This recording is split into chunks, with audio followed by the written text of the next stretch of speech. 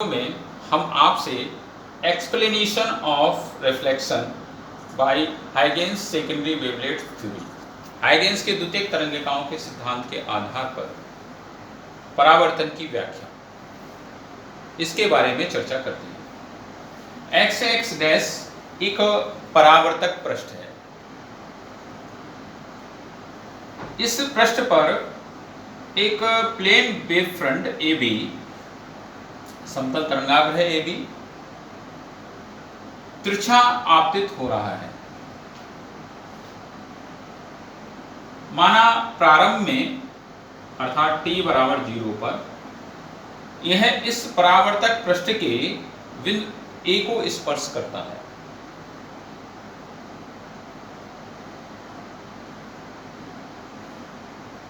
तरंगाग्र की चाल v मान लेते हैं। तरंगाग्र के बिंदु B से पृष्ठ के बिंदु A डैश तक पहुंचने में तरंग के द्वारा जो यहां से बिंदु B से A डैश तक पहुंच रहा है, t समय में पहुंच रहा है, तो ये जो BA डैश होगी वो VT के बराबर हो जाएगी, क्योंकि तरंगाग्र की चाल है v, और यहां से इस पृष्ठ के बिंदु A डैश तक पहुंचने में ये t समय में तरंग पहुंच जाती है A डैश।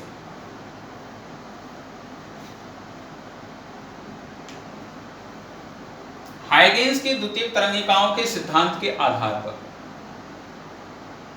जैसे जैसे ये तरंगाग्र आगे बढ़ेगा, यह A तथा A डैश के मध्य के बिंदुओं से टकराता जाएगा, यानी A पृष्ठ के A तथा A डैश के बीच के बिंदुओं को स्पर्श करेगा, और इन पृष्ठ के जो ये बिंदु होंगे इनसे सेकेंडरी वेवलेट्स चलेंगी, द्वितीयक तरंगिकाएं चलेंगी, जो माध्यम में उसी चाल से आगे बढ़ेंगी जिस चाल से प्राथमिक तरंगें v चाल से ही आगे ये फैलेंगी। सबसे पहले बिंदु A से तरंग चलेगी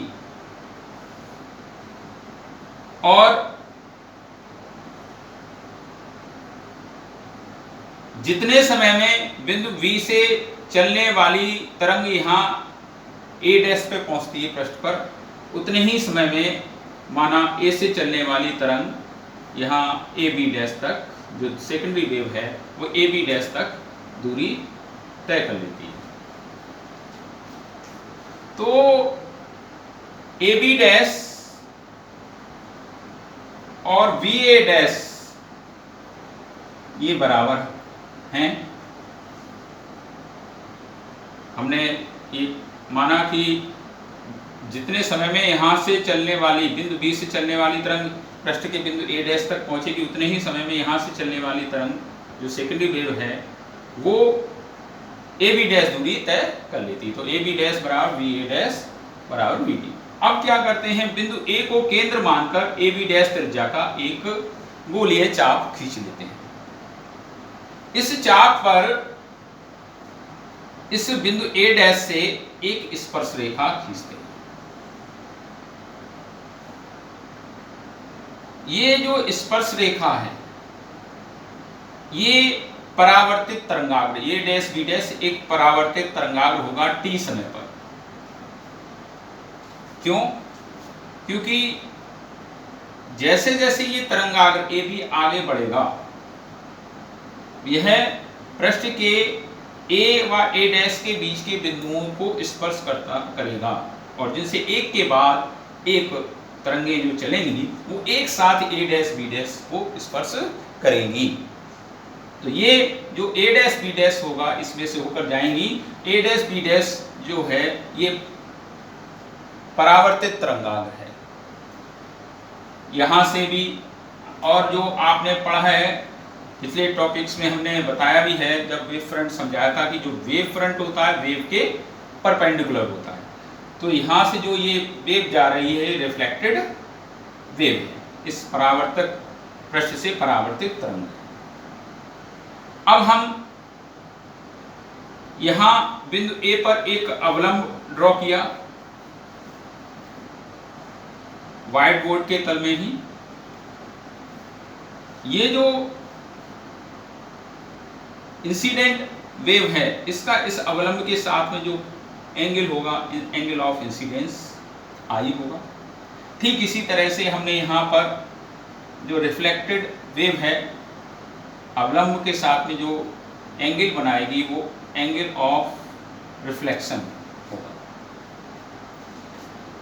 अब आप देखिए ये वेव फ्रंट है, ये तरंग संचरित हो रही है। वेव फ्रंट तरंग संचरण की दिशा के लंबवत होता है, तो ये एंगल, ये वाला जो एंगल है ये 90 माइनस आई होगा, क्योंकि आई ये है तो ये 90 माइनस आई हो जाएगा। अब जब ये 90 माइनस आई है अवलंब के साथ में ये वाला एंगल, तो ये जो एंगल है we A dash, we A dash जो एंगल होगा वो आई होगा। कैसे? ये परावर्तक पृष्ठ है, ये अवलंब है, तो पूरा एंगल 90, तो ये 90 माइनस आई, तो ये बचा आई। इसी तरह से यहां पर भी आप ये देखिए, ये आर है एंगल ऑफ रिफ्लेक्शन, ये 90 माइनस आई, और ये जो एंगल होगा वी डैश ए, ये जो है आर होगा।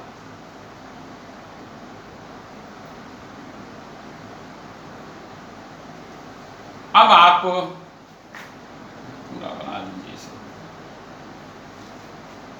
अब आप देखिए, हम ले लेते हैं त्रिभुज, ये एंगल आप देखिए 90 होगा, और इधर ये भी 90, क्योंकि ये वेव फ्रंट है और ये वेव है, ये रिफ्लेक्टेड वेव और ये रिफ्लेक्टेड वेव फ्रंट, और ये इंसिडेंट वेव फ्रंट और ये इंसिडेंट वेव, ये 90 और 90 होंगे। अब हम ले लेते हैं त्रिभुज वी ए डैश, और दूसरा त्रिभुज ले लेते हैं वी डैश ए। इसमें देखिए ए बी डैश और बी ए डैश, ये और ये बराबर हैं, और यानी A B dash is equal to V A dash.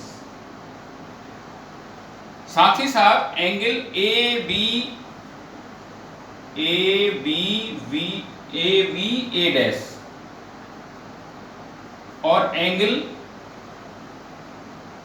A B dash A dash, ये प्रत्येक समकोण है 90 डिग्री, और जो भुजा ए डैश है वो ओहेनिस्ट है, कॉमन है, दोनों त्रिभुजों में कॉमन है। अतः ये त्रिभुज वी ए डैश और त्रिभुज वी डैश ए, ये सर्वांग सम होंगे, कॉन्ग्रुएंट। जब ये सर्वांग सम होंगे तो उस स्थिति में एंगल वी ए डैश बराबर angle B dash A dash A, B dash A, यानी angle I is equal to angle R. Angle of incidence is equal to angle of reflection. ये परावर्तन का नियम हो गया। दूसरा, आप ये देख रहे हैं इस फिगर में आपतित किरण, परावर्तित किरण और आपतन बिंदु पर अवलंब, तीनों इस व्हाइट बोर्ड के तल में। तो इस प्रकार परावर्तन के नियमों का इस हाइगेंस के द्वितीयक तरंगिकाओं के सिद्धांत के आधार पर व्याख्या हो जाती है। धन्यवाद।